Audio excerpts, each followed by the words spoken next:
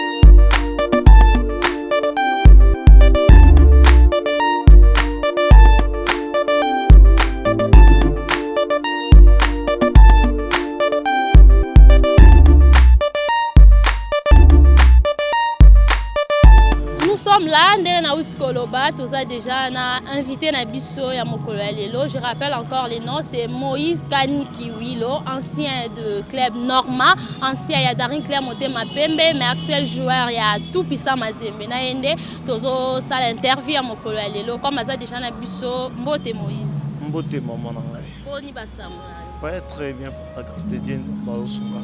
Avant de banda tokota na be ya dialogue na biso ebetele biso na lisolo passage na yo ou intervention na yo na Belgique parce que tokaki ozwaki moi choc moko et puis ba intervenant qui au niveau ya Belgique le cas ndeni.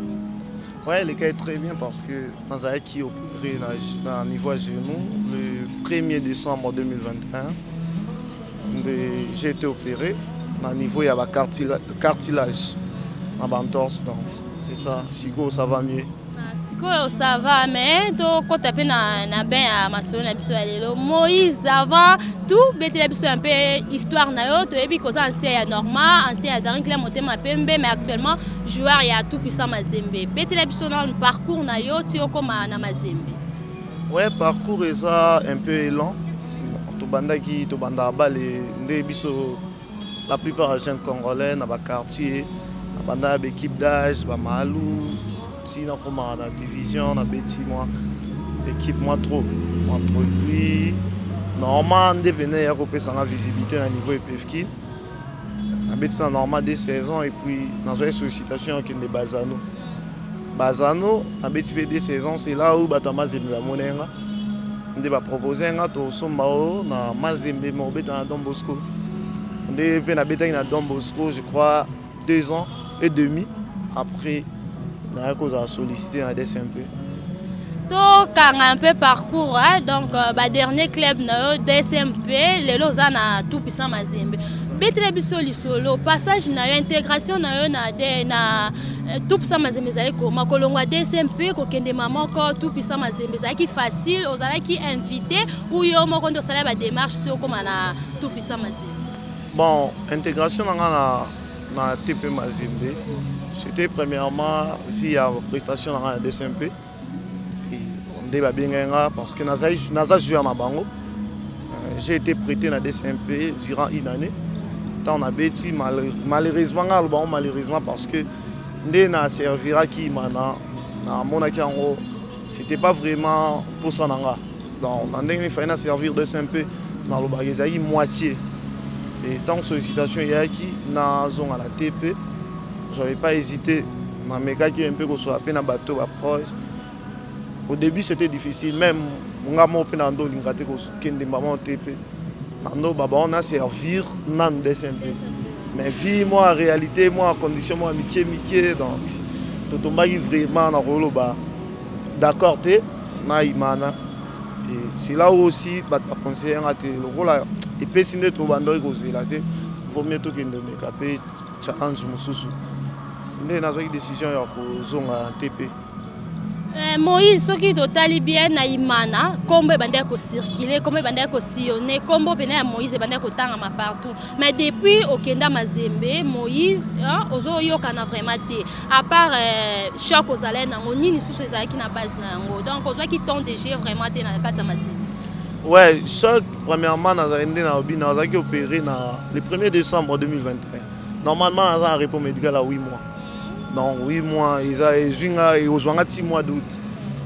Donc, selon décision médicale, il faut reprendre Robeta dans le mois d'août. Donc, malgré que déjà sur le terrain, on doit hésiter de peur que se blesser les sous. Donc, ça ne sera pas vraiment bien. Il faut reprendre ma meilleure forme pour que nous entamions Robeta sur le terrain. Alors, l'ambition pour la prochaine saison sportive eza nini. Donc, Robert a toujours na TP ou soit déjà na ambition na ba club ou sollicité. Bon, premièrement, on servir dans TP. Malgré moi, la proposition, ils allaient déjà au niveau Libanda, mais on servir dans TP. Et puis, je crois, au moment opportun dans le monde, je peux aussi aller ailleurs. Donc, on soit les dirigeants, si la proposition est normale et convaincre l'équipe, donc ça sera mieux d'aller aussi tenter ailleurs. Mesdames et messieurs, vous allez de partout. Donc, on a rappelé que maintenant même, nous sommes avec le joueur Kanik Willow, donc actuel joueur du tout-puissant Mazembe. Moïse Nazongela un peu, aux athlètes, au banda football il y a longtemps. Dites-nous un peu, bando côté dans le monde il y a football, quels sont les avantages, les désavantages ni nos dans la carrière? Bon. Bah, et ça, quand on a football, c'est comme, c'est tout, non, je dirais pas c'est toute une vie. Tout ça quand on est dans la carrière, moi ils ont sous 15 à 20 ans et puis, mais bon, ceux qui dans le lobby, bah, bon souvenir ou bien bah relation, dans le football, on a créé la famille de jour au jour, donc on a créé déjà une grande famille et les lots après carrière, j'ai toute une vie à faire. Ils ont une relation sous le football et ça les langues. D'ailleurs, j'en profite aussi ça pour poser sous question ou répondre. Après football, vous préférez au salana nous, comme entraîneur ou soit abandonner le football ou se lancer dans le domaine. Ma vie dans le bango, je me vois passer toute ma vie dans le foot. Peut-être si Dieu permet, dans ça la carrière, dans ça cours d'entraîneur. Parce qu'à toi j'ai aussi le vision là. Cette vision là, ça me vient souvent en tête. Peut-être que ça me sera une autre option. Donc, on s'est lancé dans entraîneur comme coach de Tobengara. Alors, ni peut motiver au se lancer. Pourquoi ne pas devenir un manager comme entraîneur? Donc, entraîneur ni congolais a exemple à suivre pas na. Entraîneur congolais par exemple, je dirais pas seulement pour moi. Aujourd'hui, si je peux citer Nantanga, c'est le coach Florent Ibengue. Je lui salue aussi en passant parce que sa vérité même à l'extérieur du pays. Donc, continuez toujours, Moïse. Dites-nous un peu, comment vous gérez? Une fois sur la pelouse, aux terrain, il y a quand même, il faut qu'on se le dise, il y a des critiques d'une façon positive et des critiques d'une façon négative. Donc, insultes, reproches, étant athlète, bon, c'est vraiment une très bonne question. Souvent, le supporter, l'équipe a un souci. Non, mais sauf que biso toza na maîtrise, il y a métier na biso. Et ça le roi yo na musala na yo. Na koya te relaxation musala na yo lelo biswat. Boyebi que lelo ça peut tourner, demain ça peut pas. Ba supporter différence ces années quand on perd un match, ba mona biso ndie toi sans souci. Non, nous on va dans notre analyse que na poli ndenge nini. Souci on a mettre mais ça musala nga. Non, les marins avec le lobby font gagner. C'est un peu ça. Donc, quelque part, dans l'équipe, je vais vendre la prime. Est-ce que mon m'a tapé sur le terrain à perdre? au moment où il a une famille à nourrir, après, voilà, je ne crois pas.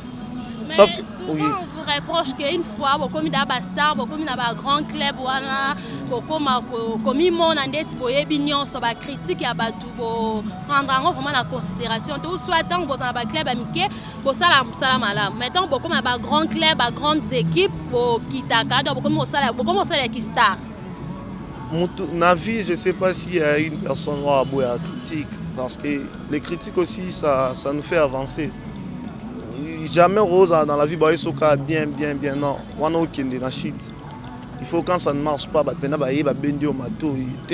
Na match monte beta kana Rangers na DSMP. Tout ça rugby partout. Après match maintenant matanabis ou supporter il m'a télémisanga. Télémisanga pena. Té kani mi go to remarquer où il y a placement là où il rit et puis bazaki a raison. 20h tout le monde en placement là où il rit biso c'est pelité. Performance non Mikolo ils en assez. C'est normal. En considération la qu'est-ce qu'on a dit. Continuer à ma bête na changea. Bon il reste place à ma bête sauf que les qui na comment na moi zaki wana. Azaki na même parcelle mort il y avait des filles OK ba kombo qui dans ma bête peut-être mais moi je venais pas là pour dans zaki o ya rendre ma ça na visite. Bon ndengo uti koloba ke ba critique nyonso ba analyser ngo te ba critique nyonso ba considérer ngo ndengo zana depo banda carrière sportive na yo ba critique nini vraiment ya makasi o ba joueur o ba fanatique na o ba sala yo o yo moyebi ke ngai so muta critiquer nga boy aza raison ba critique minga sala nga er moko ba ebisa nga on te voit trop mon ana pas tu parles avec tout le monde. Tu te familiarises avec tout le monde, c'est pas bien. Puis, souvent, na koli na quartier mon boy, na koli na kan, na katzakan, na sana ba fille to kola ina bango, même si ba chic la vie so na qui fréquenter na fréquenter tout quartier na koleli. Je parle trop avec des filles, je parle trop avec ba fika na ba massa. Parce que ba ça c'est moi ya ma bête quand même. Non, ça c'est ma bête. Mais ce que tant ba mon na ba joueur ba banga bino quand même. Ba joueur on nous juge de tout.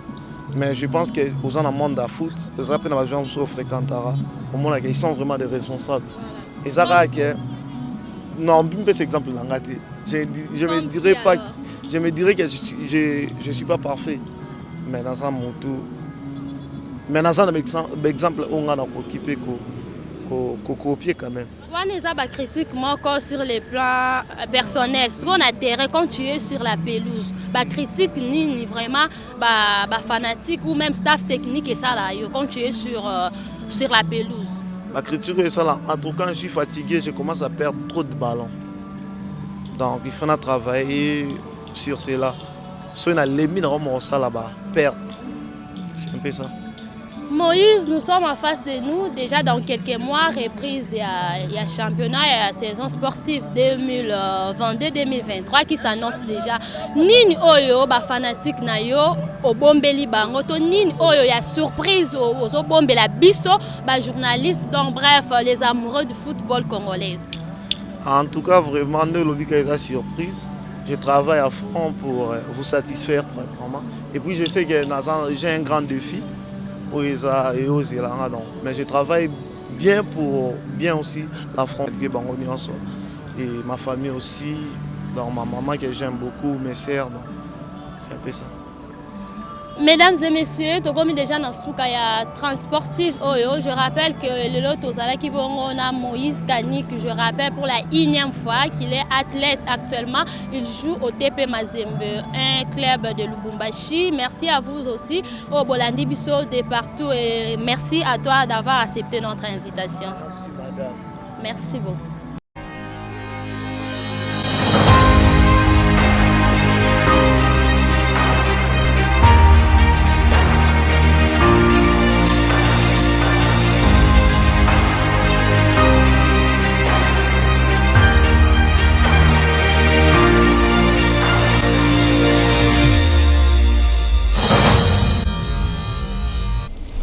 Très heureuse d'être devant vos postes téléviseurs, mesdames et messieurs.